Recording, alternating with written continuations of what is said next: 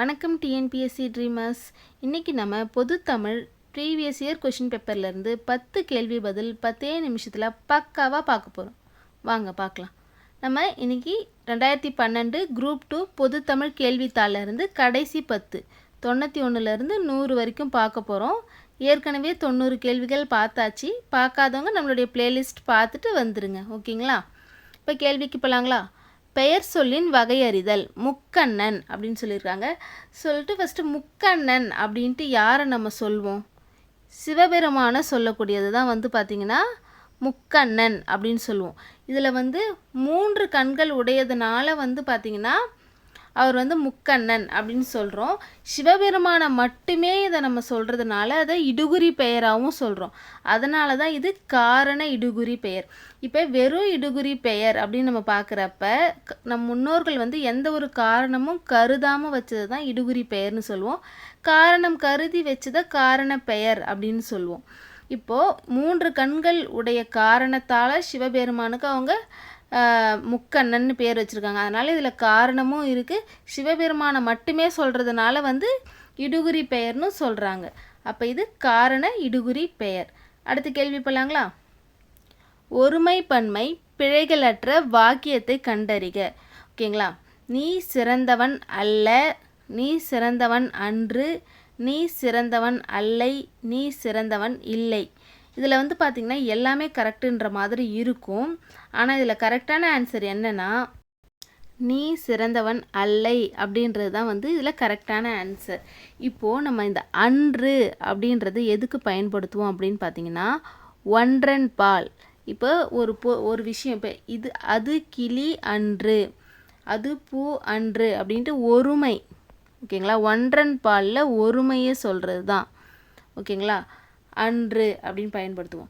அதுவே அல்ல அப்படின்றத எங்கே பயன்படுத்துவோம் அப்படின்னு பார்த்தீங்கன்னா அது பலவின் பால். அதே விஷயம் அவை கிளிகள் அல்ல.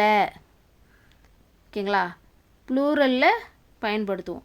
ஆனால் அப்போனா நமக்கு அல்ல தானே ஆன்சராக இருக்கும்னு நமக்கு டக்குன்னு தோணும்.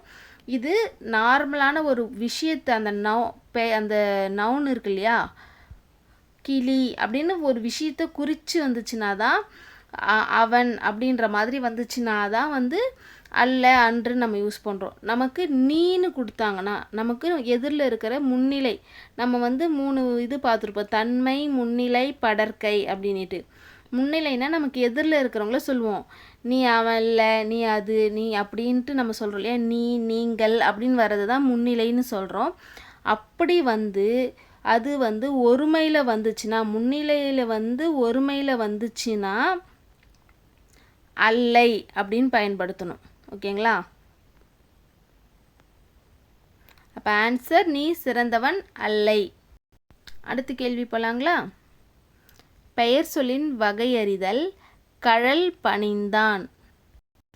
இதுக்கு ஆன்சர் தானியாகு பெயர்.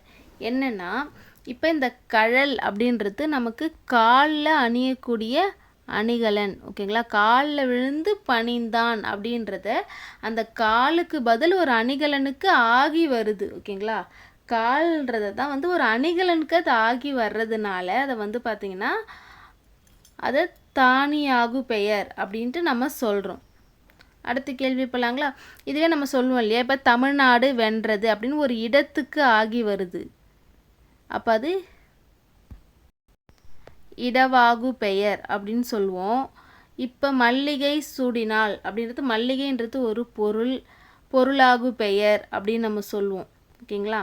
இந்த மாதிரி ஒரு விஷயம் வேற ஒன்றுக்கு ஆகி அதை நேராக அதை சொல்லாமல் வேற ஒன்றை நம்ம வச்சு அதுக்கு ஆகி வர்றதை தான் ஆகு பெயர்னு சொல்லுவோம். இங்கே தானியாகு பெயர் தான் ஆன்சர். ஓகேங்களா? அடுத்த கேள்வி போகலாங்களா? ஆன்செஸ்டர் என்ற ஆங்கில சொல்லுக்கு நேரான தமிழ் சொல். ஆன்செஸ்டர் இதுக்கு நமக்கு டைரெக்டாக ஆன்சர் தான் பார்க்கணும். முன்னோர்கள், முன்னோர்களை தான் ஆன்செஸ்டர் அப்படின்னு சொல்லுவோம். அடுத்த கேள்வி போகலாங்களா? பொருந்தாத இணை கேட்குறாங்க. பொருந்துகிற இணையில் பொருந்தாத இணை. ஓகேங்களா? இது இதுக்கான கிரேக்க மொழி சொல் கொடுத்துருக்காங்க. அனல் அனலா, மயில் மயூரா, அரிசி ஒரைசா அப்படின்ட்டு இருக்குது. இந்த இடத்துல காயல் போக் அப்படின்றது தான் பொருந்தாதது. அப்போ காயலுக்கு என்ன வரும்?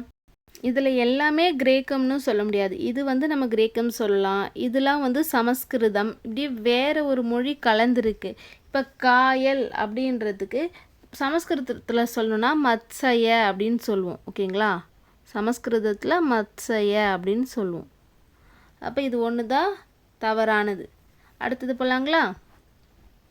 விடைக்கேற்ற வினா நம்ம ஈஸியாக சொல்லிடுவோம். இழப்பினும் பிற்பயக்கும் நற்பால்வை. இழப்பினும் பிற்பயக்கும் நற்பால்வை.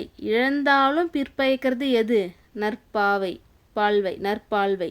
அதுதான் இங்கே கேட்டிருக்காங்க. அதுக்கு பொருள் என்னன்னா, நம்ம வந்து நேர்மையான வழியில் நம்ம ஈட்டிய பொருள் நம்ம கையை விட்டு போனாலும் திருப்பி நம்ம கைக்கே வந்து சேரும். அதுதான் இழப்பினும் பிற்பயக்கும் நல்பாவை. நல்ல வழியில் நம்ம ஈட்டிய பொருள் நம்ம கையை விட்டு போனாலும் திரும்ப நம்மக்கிட்ட வந்து சேரும் அப்படின்னு சொல்கிறாங்க. அடுத்த கேள்வி போகலாங்களா? ஒருமை பன்மை பிழைகளற்ற வாக்கியத்தை கண்டறிக. காட்டில் முயலும் ஆமையும் நட்பாய் இருந்தது. இருந்தது அப்படின்றது வந்து பார்த்திங்கன்னா வந்து ஒருமை. ஆனால் அங்கே வந்து என்ன கொடுத்துருக்காங்க? ரெண்டும் கொடுத்துருக்காங்க. அப்போ என்னன்னு சொல்லியிருக்கணும்? நட்பாய் இருந்தன. காட்டில் முயலும் ஆமையும் நட்பாய் இருந்தன. இதுதான் பன்மை. ரெண்டு பேரை சேர்த்து சொல்கிறதால அப்போ பன்மை தான் சொல்லணும். இது கரெக்டு, இது தப்பு. மாணவன் நல்லொழுக்கம் உடையவர்கள். மாணவன் நல்லொழுக்கம் உடையவர்கள். மாணவன்ட்டு ஒருத்தனை தான் சொல்கிறாங்க, உடையவன் தான் சொல்லணும், உடையவர்கள் சொல்கிறாங்க. அப்போ அது தப்பு. மாணவர்கள் நல்லொழுக்கம் உடையவர்கள், இதுதான் கரெக்டு. அப்போ 2 4 தான் கரெக்டு. ஓகேங்களா? அடுத்த கேள்வி போகலாங்களா? சந்தி பிழை இல்லாத தொடரை கண்டறிக.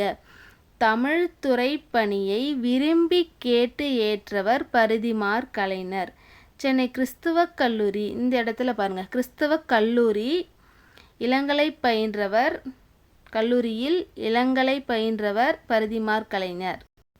இந்த இடத்துல நமக்கு கிறிஸ்தவ கல்லூரி, அங்கே வந்து நமக்கு வல்லினம் வல்லொற்று மிகனும். ஓகேங்களா? இதுதான் நமக்கான ஆன்சர். ஏன்னா தமிழ்துறை பணியை விரும்பி, இங்கே வந்து விரும்பி கேட்டு, ஆக்சுவலாக இதுதான் கரெக்டான ஆன்சர். ஆனால் இதிலே ஒரு பிழை இருக்குது. விரும்பி கேட்டு இக்கு வரணும், இப்போ போட்டுட்டாங்க. பரிதிமாற் கலைஞர். இப்போ இதில் வந்து கிறிஸ்தவ கல்லூரினா இங்கே வல்லொற்று மிகணும். அப்போ இது கிடையாது. தமிழ் பயிலும் வந்து பார்த்திங்கன்னா இந்த இடத்துல இப்பு வராது. அப்போ இதுவும் கிடையாது. தமிழ் புலமையும் கவி பாடும், இங்கேயும் இப்பு வராது. அப்போ இதுவும் கிடையாது. இதுதான் ஆன்சர். ஓகேங்களா? அடுத்த கேள்வி போகலாங்களா? பின்வரும் இலக்கண குறிப்புக்கு பொருந்தாத சொல் விழி அப்படின்ட்டு இருக்குது. விழி அப்படின்னா அதுக்கு பொருந்தாதுன்னு சொல்கிறாங்க. விழினா என்ன? நம்மளுடைய ஒரு உணர்ச்சி வாக்கியத்தை தான் நம்ம விழி அப்படின்னு சொல்லுவோம். உணர்ச்சி வெளிப்பாட்டை தான் விழி அப்படின்னு சொல்கிறோம். அம்மையே வந்துருச்சு உணர்ச்சி, மகனே, ஐயனே, அன்னவர்க்கே உரியது அப்படின்ற மாதிரி இது ஒரு சென்டென்ஸாக இருக்குது. இது எல்லாத்துலேயுமே அம்மைன்றத அம்மையே, மகன்றத மகனே, ஐயன்றத ஐயனே சொல்கிறாங்க. இது எல்லாமே உண்டு, இது கிடையாது. அப்போ இதுதான் ஆன்சர். அடுத்து போகலாங்களா? இலக்கண குறிப்பு சொல்லை தேர்க. முற்றுமை, முற்றுமைன்னு கொடுத்துருக்காங்க. யாருக்கும், இப்போ எல்லா இடத்துலையும் இம்மு இருக்கும். அது வந்து நமக்கு வந்து கண்டினியூட்டியாக இம்மு வரும்பொழுது அப்பனும் அம்மையும் அப்படின்னு சொல்லும்போது அது எண்ணுண்மையாக ஆகும். ஓகேங்களா? அதுவே யாருக்கும், அனைவருக்கும், யாவருக்கும் அப்படின்ட்டு எல்லாத்தையும் சேர்த்து சொல்லும்போது அதை முற்றுண்மைன்னு சொல்லுவோம்.